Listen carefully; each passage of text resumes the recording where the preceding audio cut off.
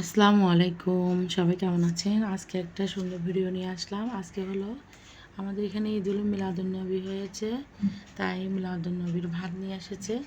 আলহামদুলিল্লাহ, যতটুকু হয়েছে এই তো কী দিয়েছে সেটা আপনাদের সাথে একটু শেয়ার করছি। এখানে ভাত দিয়েছে, আর এখানে একটু এই লাউ দিয়ে চনার ডাল দিয়ে রান্না করেছে, অনেক টেস্টি হয়েছে।